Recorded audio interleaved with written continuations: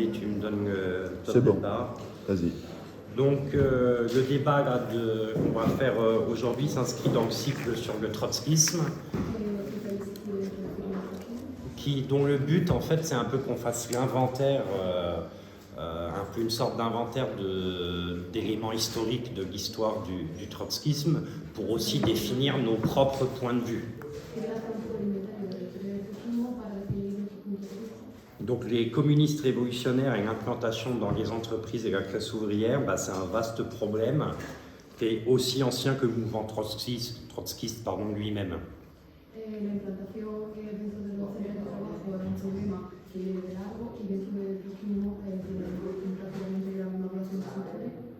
Donc si on doit avancer sur ce terrain, c'est évidemment en raison de ce qu'on appelle dans notre jargon la centralité de la classe ouvrière. C'est quoi le jargon? Manière dans de notre parler. vocabulaire, quoi. Ah, vale. Y precisamente, bueno, esto está relacionado con lo que nosotros conocemos dentro de nuestro vocabulario como la centralidad de la clase. Donc, parce qu'elle est concentrée, parce qu'elle est nombreuse, concentrée dans les centres urbains, dans les grandes entreprises, qu'elle produit les richesses de la société et qu'elle les produit collectivement, la classe ouvrière est celle qui peut mener à bien la révolution.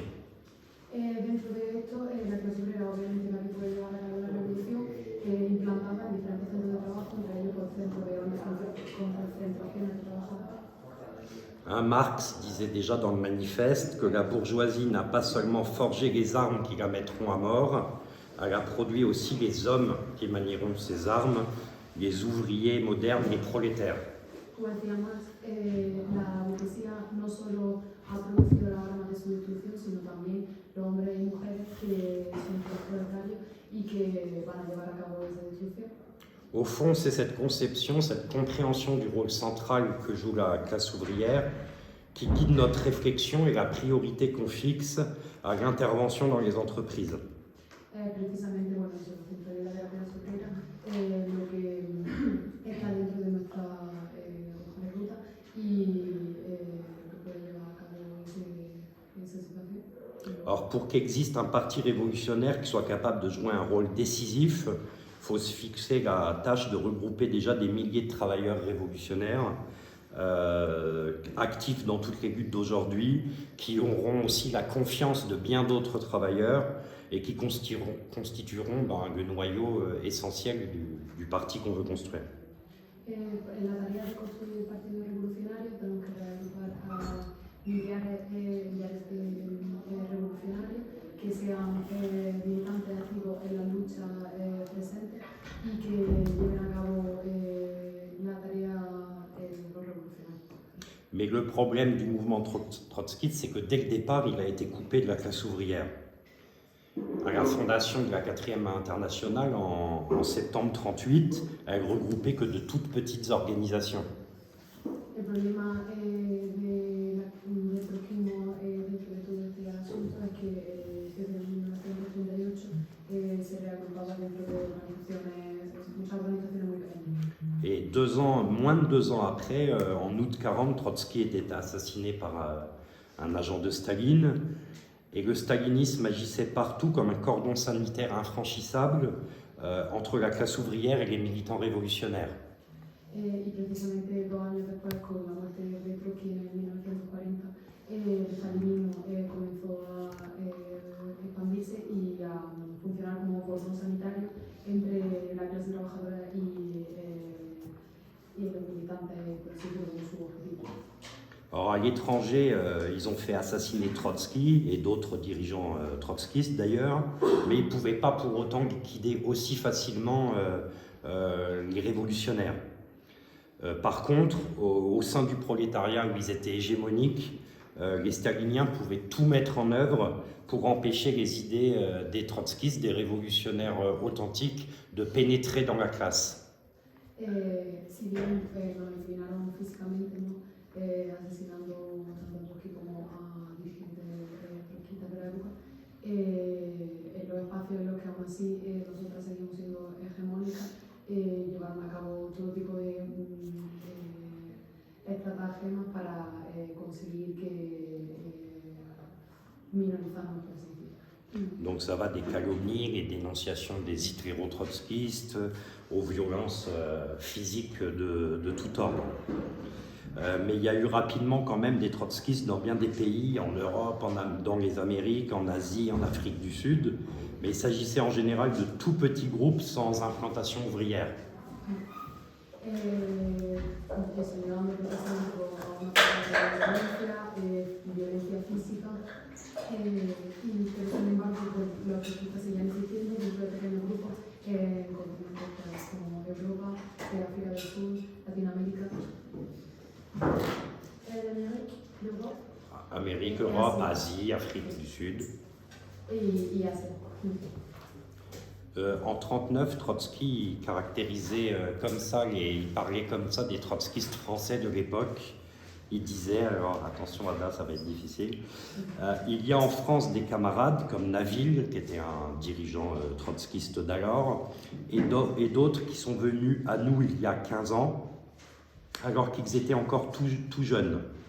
Et pendant toute leur vie consciente, ils n'ont reçu que des coups, subi que des défaites, de terribles défaites, et ils en ont l'habitude.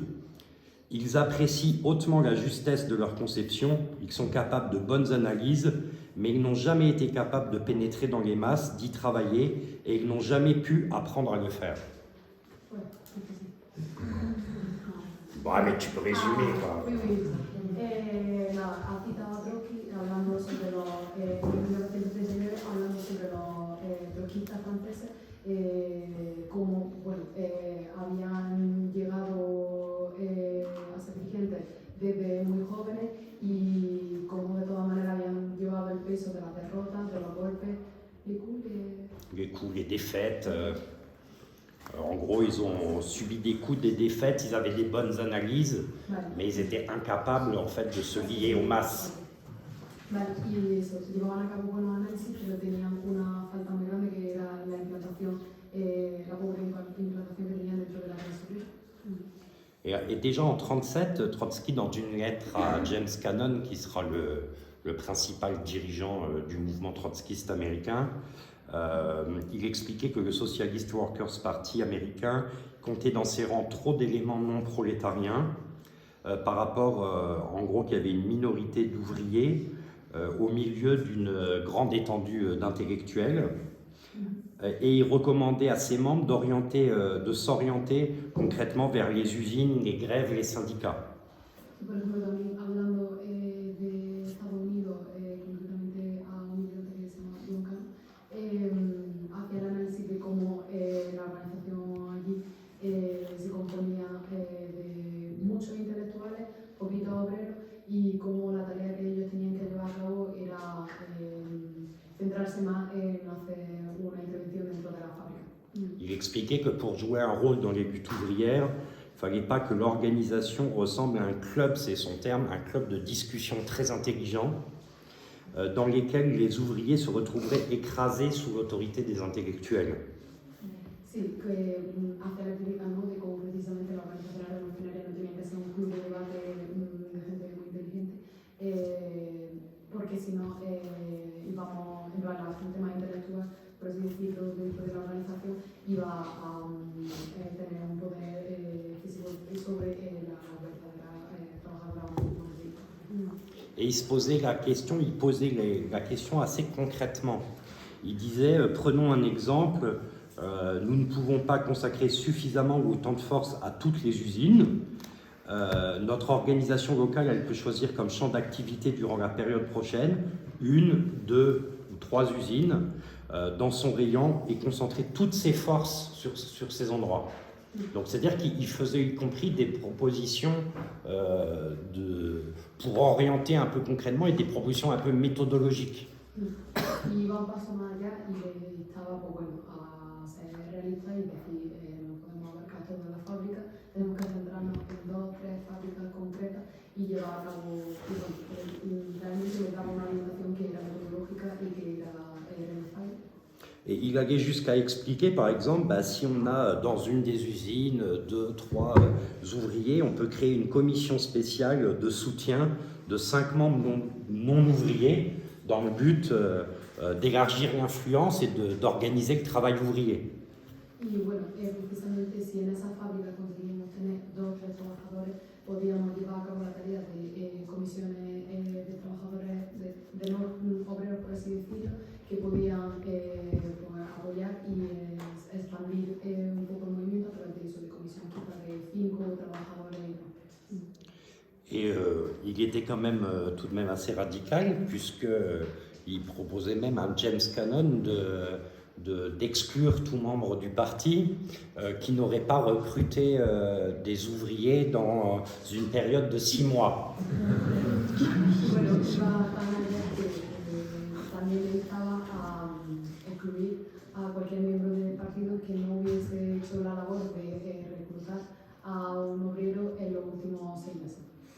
Donc c'est de cette coupure, enfin c'est en partant de, si je reparle de ça, c'est parce qu'il faut repartir de cette coupure du mouvement trotskiste pour comprendre y compris la façon dont on doit s'orienter aujourd'hui, dont on discute et dont on doit encore, on a encore la tâche de pénétrer réellement, massivement dans la classe ouvrière.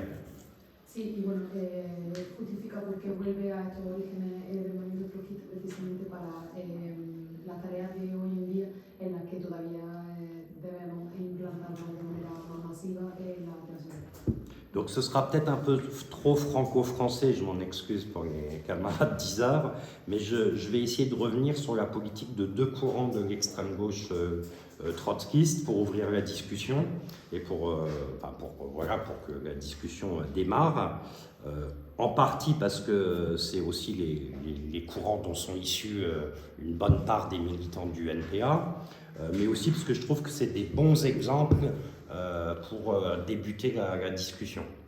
Y bueno, sí, disculpa porque los ejemplos que va a poner van a ser del territorio francés, a lo mejor se queda de nuevo. Y luego sí que da las 2 razones, por una parte el hecho de que nosotros somos herederos a nivel del Estado francés de esa corriente, y luego también porque pienso que son muy buenos ejemplos para ilustrar lo que después podamos abordar un poco más en la discusión. Donc on va commencer par le cas de Lutte ouvrière, donc de Voz Obrera à Séville, dans un texte interne de l'Union communiste qui donnera plus tard naissance à, d'une certaine façon, à Voix ouvrière, puis à sa dissolution après 68 à Lutte ouvrière qu'on connaît aujourd'hui, donc un texte daté de 1948. Ils écrivaient ceci, enfin très simplement, l'UC, l'Union communiste, existe depuis 1939, entre parenthèses déclaration de guerre. Depuis sa formation, notre groupe a axé l'essentiel de son travail vers les ouvriers. Vale, y eso va a empezar por Lucha Obrera, que surge dentro de un comunista y que escribe un texto en el 1939. 39. Okay. El texto es de 1948. 48. Okay. El texto es de 1948 y empieza diciendo Unión Comunista existe en 1939 y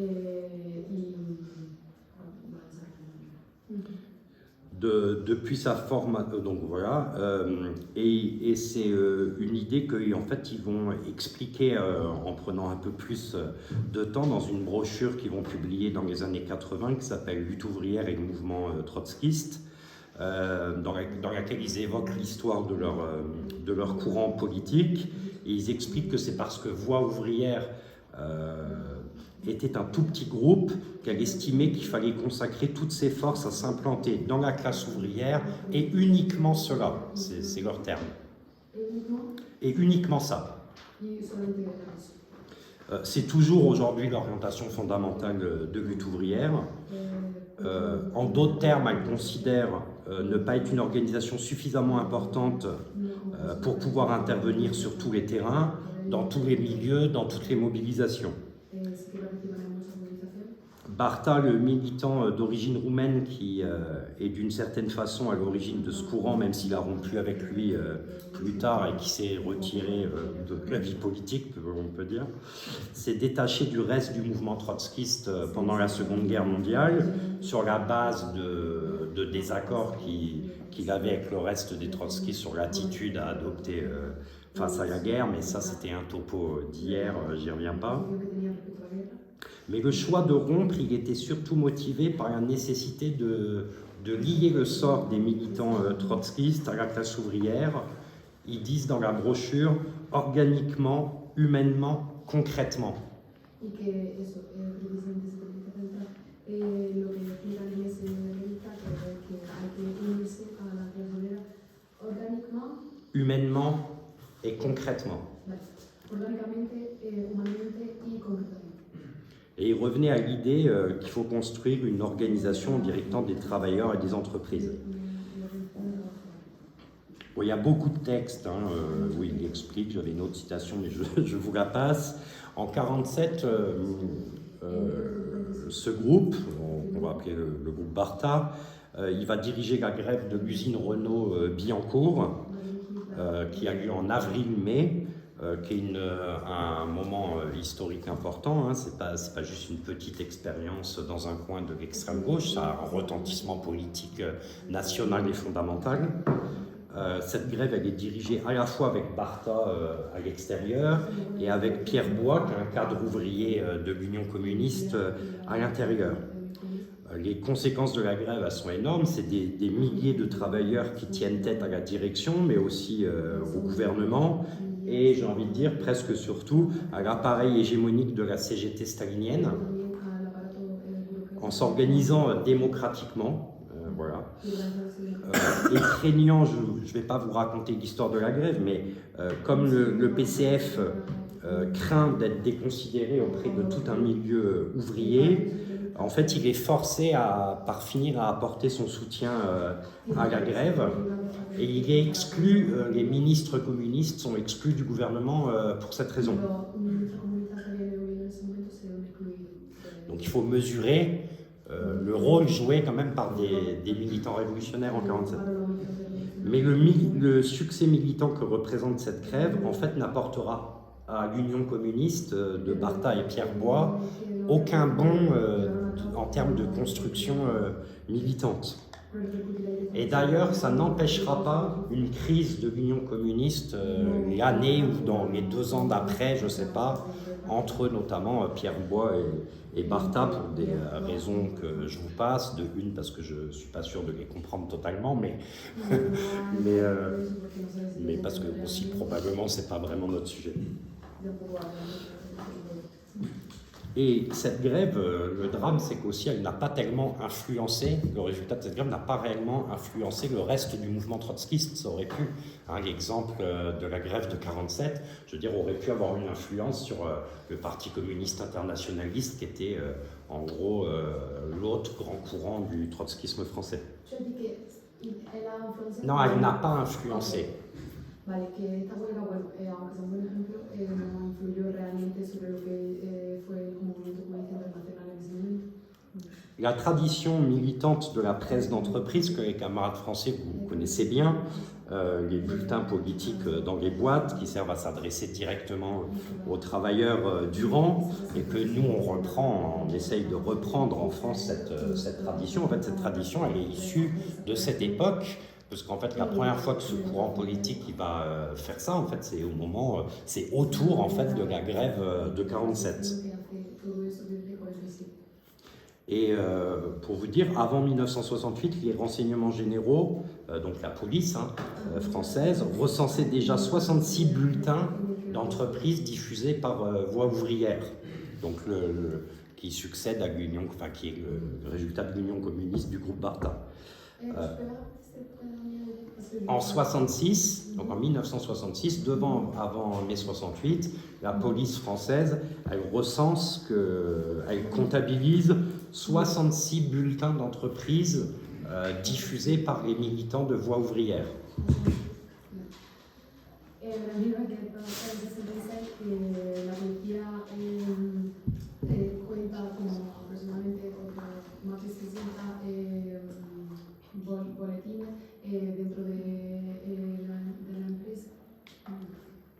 À l'époque, c'est en fait le groupe trotskiste qui est le plus implanté dans des entreprises. Pour eux, c'est aux travailleurs du rang en fait qu'il faut s'adresser, c'est un peu leur marque de fabrique, c'est toujours, j'ai envie de dire, leur marque de fabrique. C'est pas prioritairement en direction des ouvriers ou des travailleurs qui sont déjà organisés dans les syndicats en particulier. Dans la brochure que j'ai citée tout à l'heure, ils expliquent que ce travail en direction des syndicats, des syndicalistes, doit être subordonné au travail dans la masse de la classe ouvrière.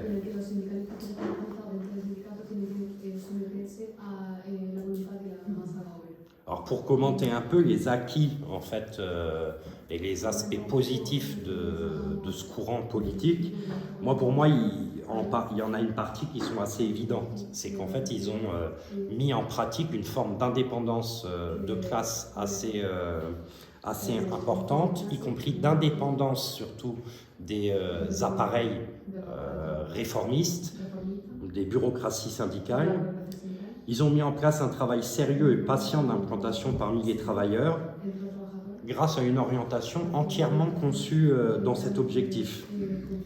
Mais évidemment, comme souvent, il y a un revers à tout ça, et c'est celui qu'on doit discuter et étudier. Des limites qui sont pour moi, en tout cas je crois, des limites assez fondamentales. C'est que les camarades, depuis lors, ont développé une conception assez linéaire de la construction du parti révolutionnaire, de la construction dans la classe ouvrière. Je caricature un peu, mais franchement à peine, une conception comme ça du recrutement un à un des ouvriers jusqu'à avoir un parti ouvrier révolutionnaire qui puisse jouer un rôle déterminant.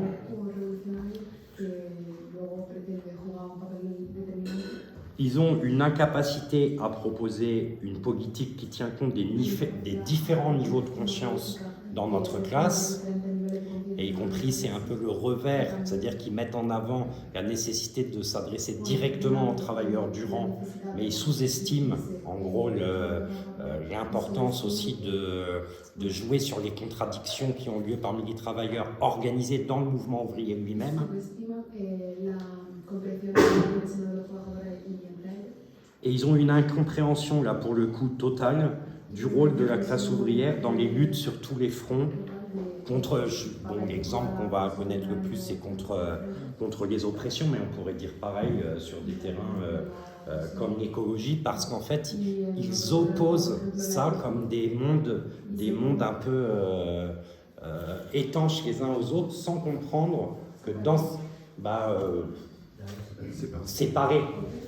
Tu vois, comme s'il y avait d'un côté la classe ouvrière et de l'autre côté, si on prend l'exemple, la lutte contre les oppressions, alors que nous, notre conception, c'est qu'on met l'accent sur le rôle de la classe ouvrière dans la lutte contre les oppressions.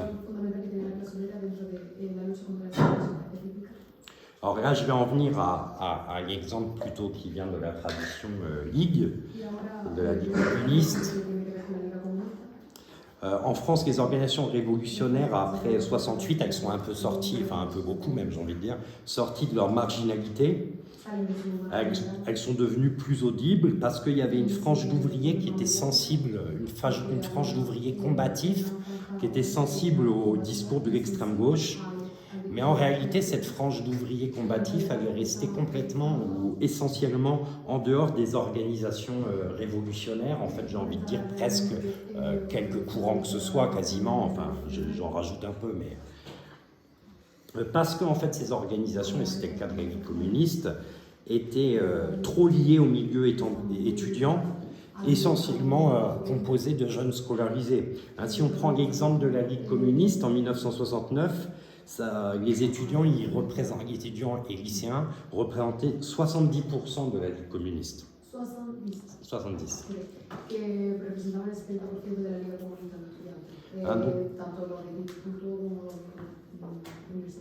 Donc les ouvriers restaient très minoritaires dans les organisations, alors qu'ils sont déterminants pour nous dans la stratégie révolutionnaire. Et pour la Ligue, et comme toutes les organisations, en fait, il fallait répondre à cette contradiction fondamentale. Et ils ont essayé de développer des orientations particulières d'intervention, de construction dans les entreprises. Et pour eux, ça devenait d'autant plus crucial parce qu'ils avaient une analyse probablement très optimiste et exagérée, mais ça c'est aussi un peu un autre débat.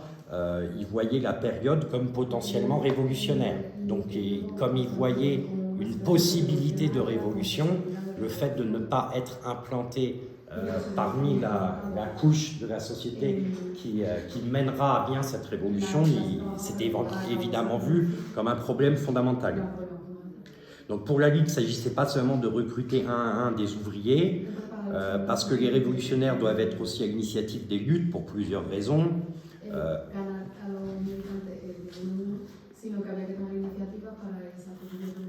Pour résister aux attaques de la bourgeoisie, pour gagner de nouveaux acquis, j'ai envie de dire, c'est de l'ordre un peu de l'évidence, mais parce que aussi la conscience de classe, elle évolue dans l'action.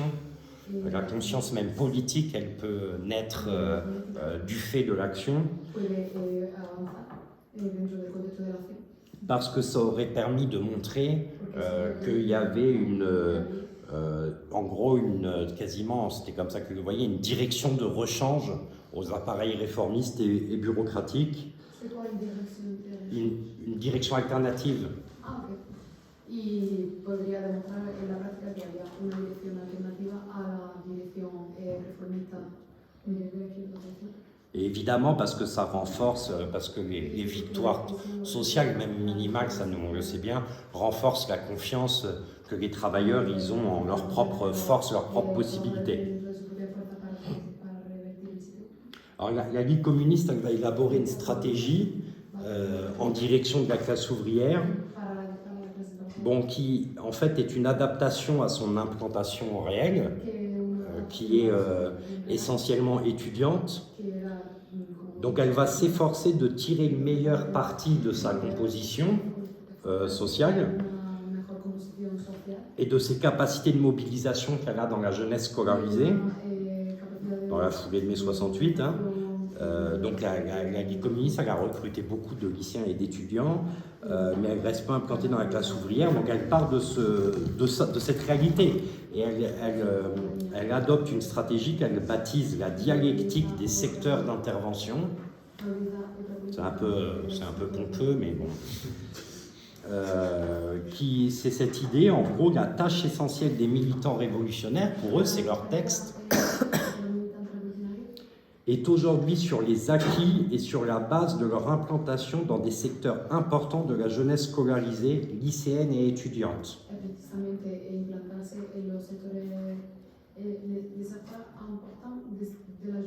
Oui, de la jeunesse scolarisée.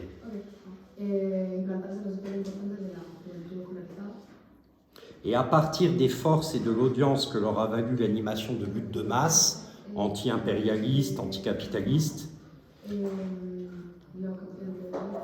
d'organiser, d'éduquer l'avant-garde ouvrière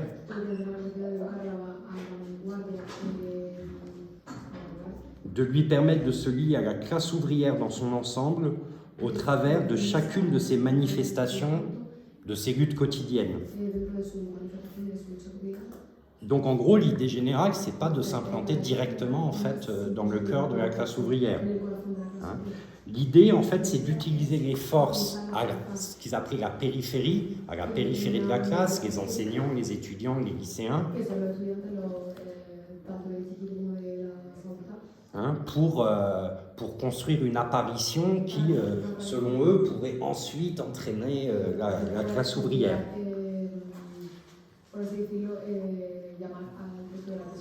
En vérité, c'était une théorie basée sur une théorisation qui était basée sur leur réalité sociale. On peut dire que c'était une théorie de contournement.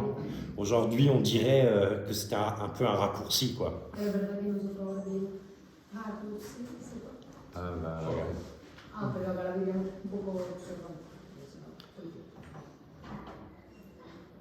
Donc il y a un militant de l'époque qui expliquait que c'était l'idée qu'il fallait faire jouer les secteurs où on était fort pour renforcer les secteurs où on était faible. Bon, là où on était faible, c'était la classe ouvrière.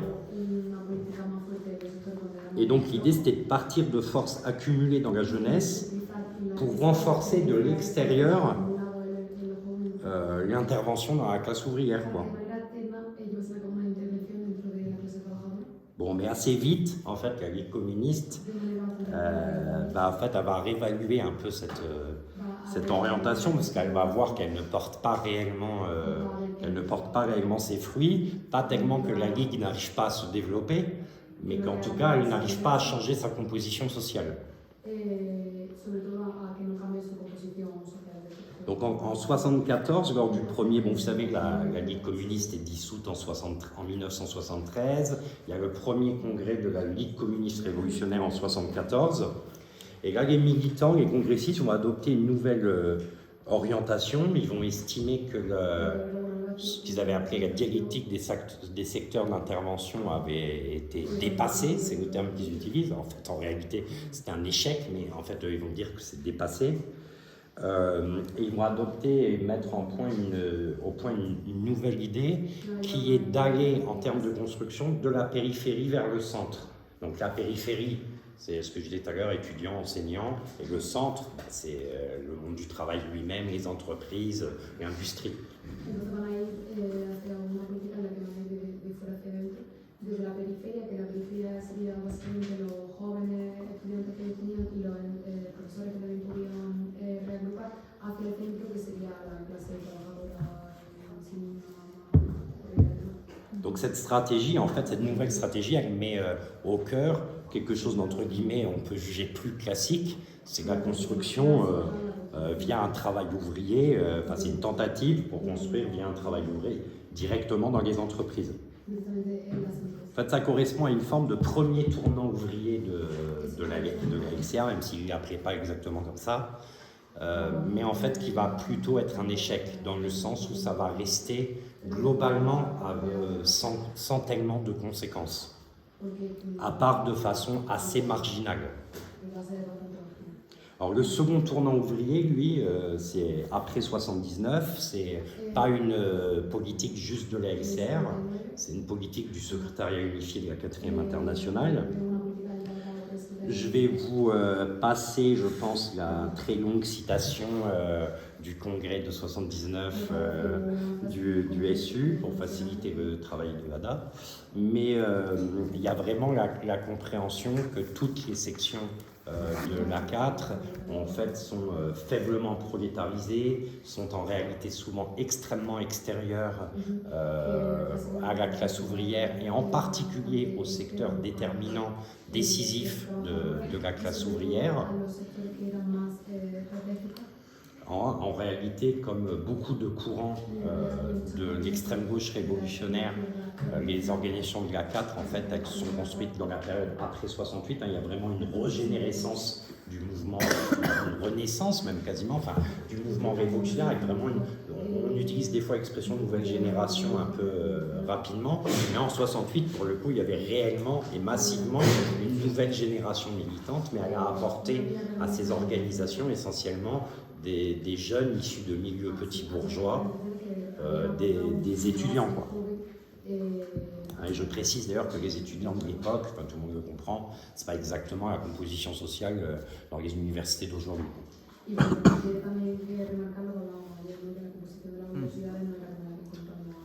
Donc à deux reprises, en fait, la Ligue, en 74 et en 80, la LCR va opérer ce qu'on appelle des tournants ouvriers.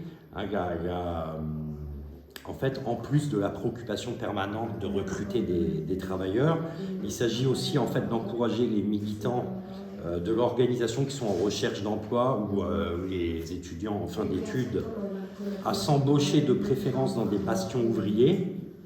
D'ailleurs, en fait, quand en 80 le congrès de la Ligue met ça sur pied, les textes sont assez précis, c'est-à-dire qu'on dit un peu dans quel secteur il faut s'orienter, on dit un peu dans quelle région industrielle il faut s'orienter, c'est-à-dire qu'il y a vraiment des priorités qui sont définies, quoi.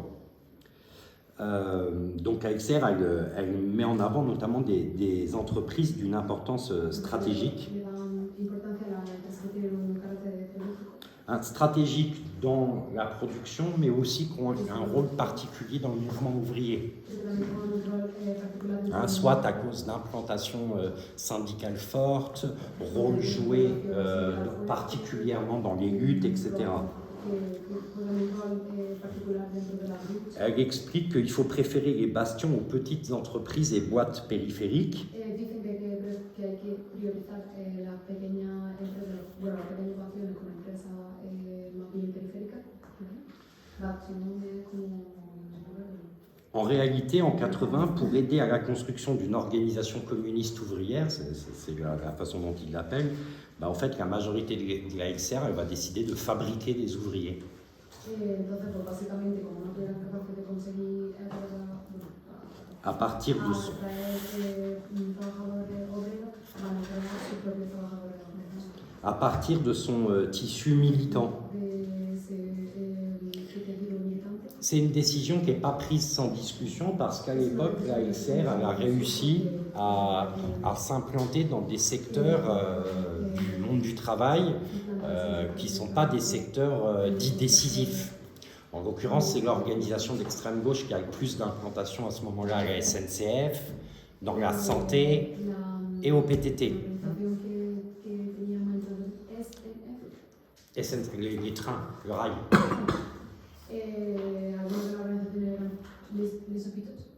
Les hôpitaux, rail et la poste. Por ejemplo, eso, los hospitales, el correo y Renfe. Donc il faut comprendre que la décision, ce n'est pas seulement l'implantation dans le monde du travail, mais c'est l'implantation dans des secteurs jugés stratégiques.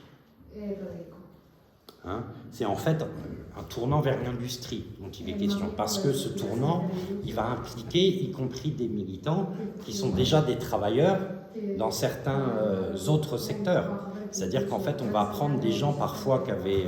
il y a des jeunes qui se sont embauchés, mais il y a aussi des gens qui étaient déjà des travailleurs, avec parfois même des débuts de responsabilité syndicale, au PTT, etc., qu'on va faire... qui vont se diriger vers l'industrie. Donc, donc ça a été un peu source de débat parce que le risque évident, c'était de déséquilibrer ce que la Ligue avait réussi déjà à faire.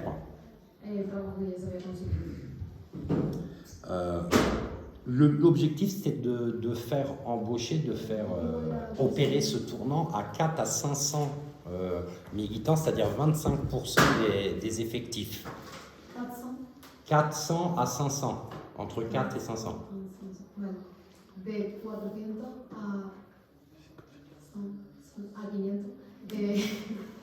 trabajadores y al final tener 25%. Y llegar a un 25%.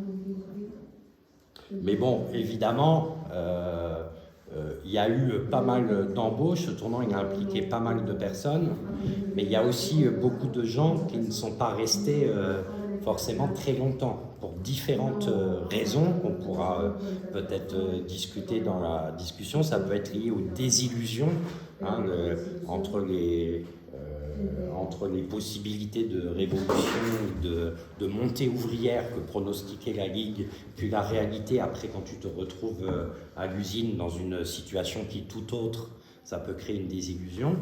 Fondamentalement aussi parce que malgré les textes sur le papier, l'organisation en fait de la LCR en fait était peu conçue pour organiser le travail et suivre ses militants.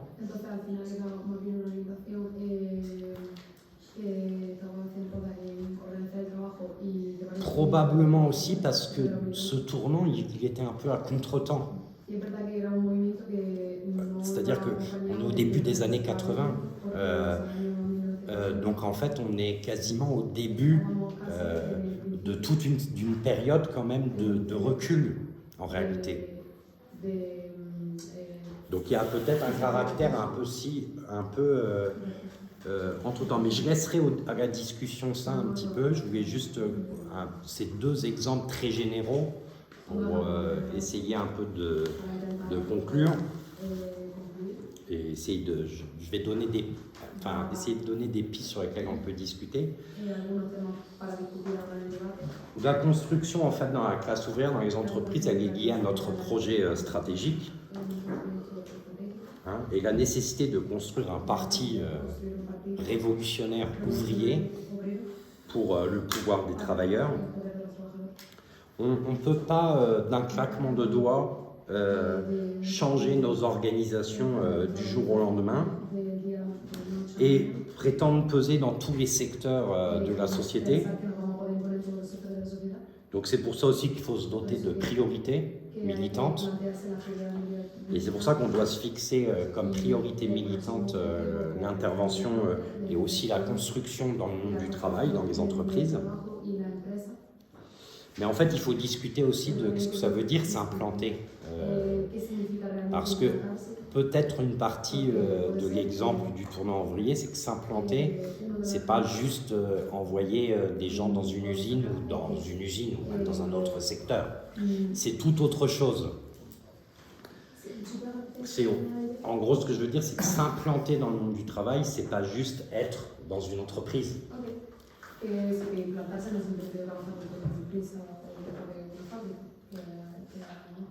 Parce qu'en fait, il s'agit pour nous d'avoir des militants qui sont capables de défendre une orientation alternative aux directions syndicales et aux appareils réformistes, de se lier à tous les processus de lutte les plus avancés dans le monde du travail.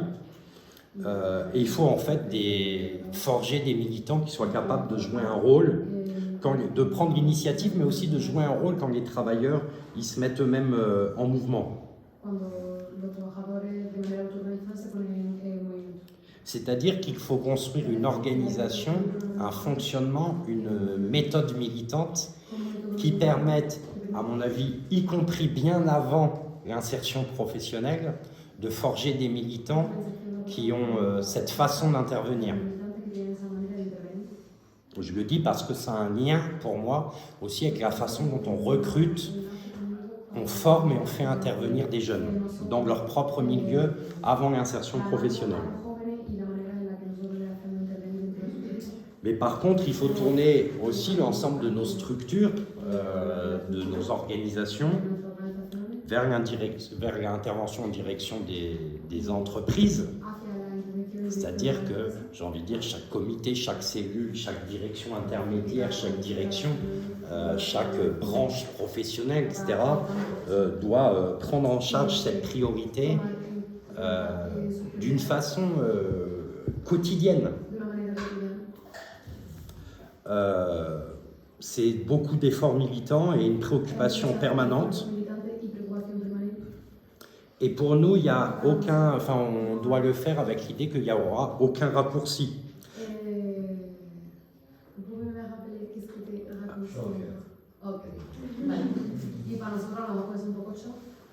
Donc aucun raccourci. Ce que je veux dire par là, c'est qu'il n'y aura aucune recomposition de la gauche. En gros, il n'y aura pas... la XR avait un peu des fois ce mauvais penchant, issu d'une longue histoire, de penser que, y compris l'implantation dans la classe ouvrière, la construction d'un parti ouvrier révolutionnaire, se ferait en fonction des décantations dans le reste du mouvement ouvrier. C'est-à-dire avec des ruptures chez les staliniens, etc. Bon, c'est d'un certain point de vue cette tradition qui a mené jusqu'à la scission du NPA, on peut dire. Nous, on considère qu'il n'y aura aucun raccourci de ce type et que notre tâche fondamentale aujourd'hui, c'est de construire un mouvement ouvrier révolutionnaire. Et rien ne pourra rien ne pourra remplacer le recrutement, le fait de gagner des ouvriers, des travailleurs, des travailleuses sur une base de classe.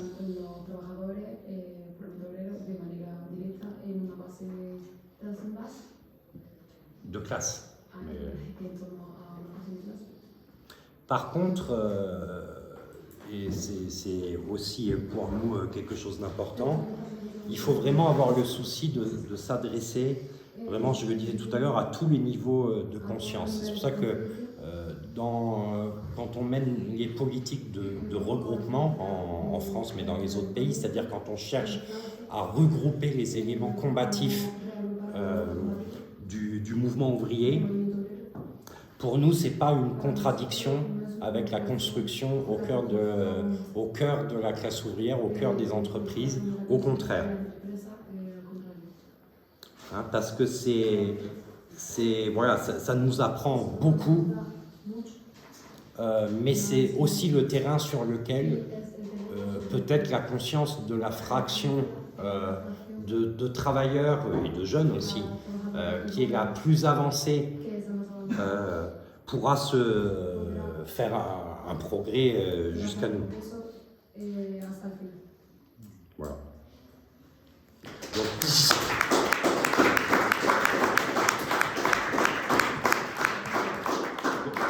Donc on a juste pour finir, je crois, en fait, ce qu'il faut essayer de discuter, c'est qu'est-ce que s'implanter,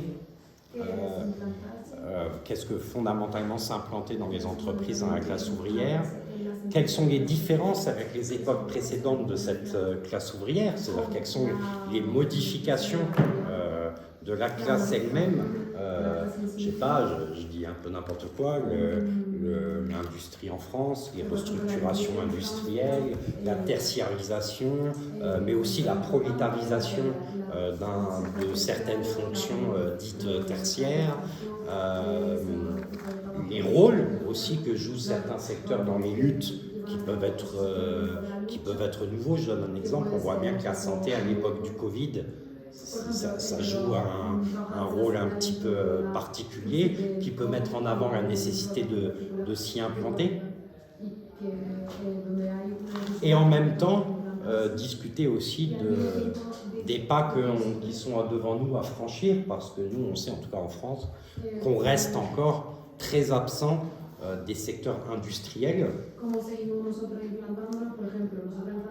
et les luttes nous le rappellent régulièrement, y compris sans les glorifier. Mais on sait par exemple, quand on regarde le dernier mouvement ou les derniers mouvements, on voit bien que quand il se passe quelque chose dans les raffineries, quand il n'y a pas de militants, on y a peu de liens. Bon, après, il y a aussi une organisation des travailleurs sous l'égide d'un milieu très stalinien, mais on y est absent et ça peut jouer un rôle à un moment. On est quand même extrêmement faiblement présent, je sais pas, chez les éboueurs, et je suis gentil de le dire, alors que dans la dernière phase, ça a été un peu au pic du mouvement sur les retraites, ça a joué un rôle. Imaginons si on y avait été implanté d'une façon plus importante. Hein, c'est pas pour dire qu'on est implanté nulle part, qu'on est nul et qu'on ne sert à rien, parce que ce n'est pas du tout le cas.